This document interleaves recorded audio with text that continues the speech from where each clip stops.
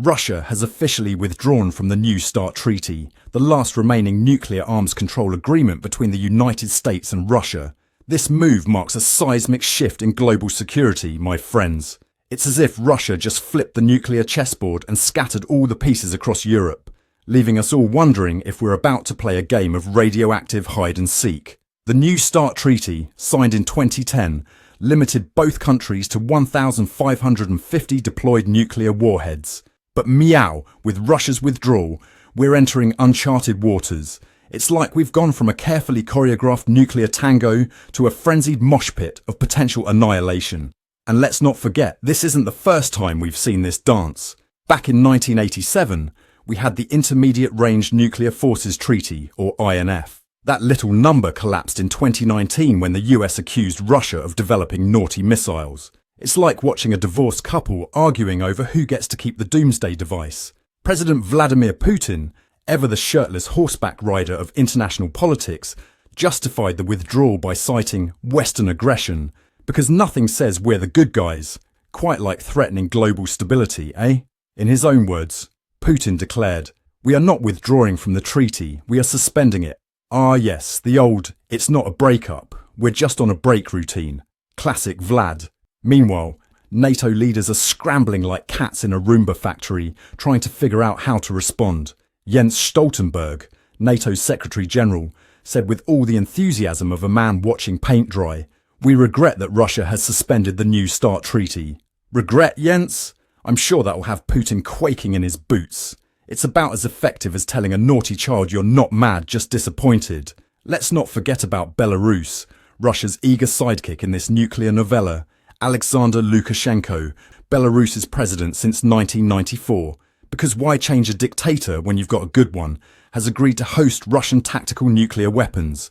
It's like he's subletting his country to Putin's nuclear arsenal. Talk about a dangerous Airbnb listing. Cozy Soviet-era missile silo, perfect for a weekend getaway or starting World War III. 5 stars. But why should you care, my friends? Well, imagine you're enjoying a lovely picnic in Hyde Park. Suddenly your phone buzzes with a news alert. Russia withdraws from nuclear treaty.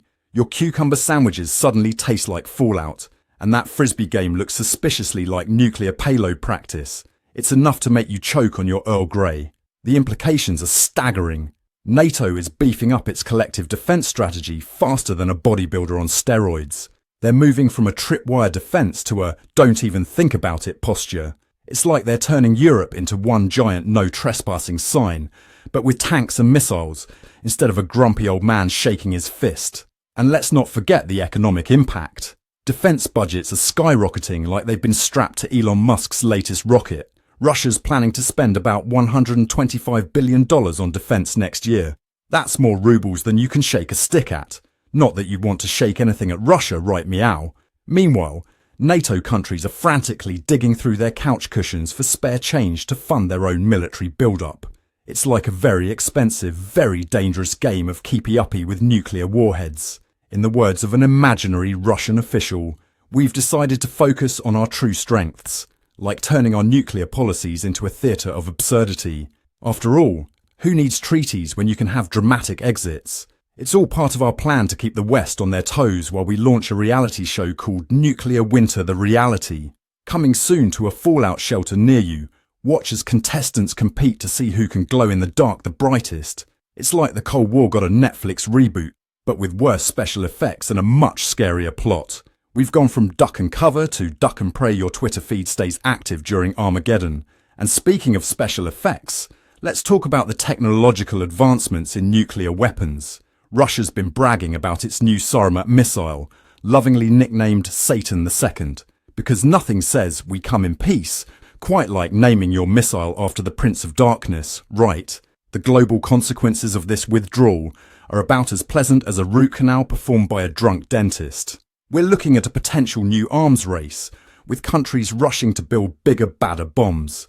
It's like a nuclear version of Keeping Up with the Kardashians, but instead of lip fillers, everyone's injecting their missiles with extra plutonium. And let's not forget about China, sitting on the sidelines like a smug cat watching two dogs fight. They're probably thinking, well, how the turntables? As Russia and the US squabble, China's nuclear arsenal is growing faster than a teenager's shoe size. It's like they're the third wheel on the world's most dangerous date. Now, I know what you're thinking. But Ron, surely all these nukes make us safer, right? Well, my friends, that's the irony of nuclear security. It's like trying to put out a fire with gasoline-soaked blankets. The more secure we become, the closer we inch towards complete annihilation. It's a family dinner where everyone's brought a hand grenade instead of a bottle of wine. But fear not, dear viewers. There's always a silver lining. In this case, it's, well, I suppose we'll all save money on sunscreen when nuclear winter hits. And think of the tourism opportunities. Visit Scenic Chernobyl 2.0 now with extra glow. So, my friends, as we watch this nuclear soap opera unfold, remember, in the game of international politics, the house always wins. And by house, I mean the underground bunker industry. If you enjoyed this tale of impending nuclear doom, smash that like button harder than Russia smashed that treaty. And don't forget to subscribe for more apocalyptic updates. Who knows, by next week, we might be reporting from a lovely post-apocalyptic wasteland. We'll be back with more stories soon. I'm Ron DiParmejan, reporting for News Cats.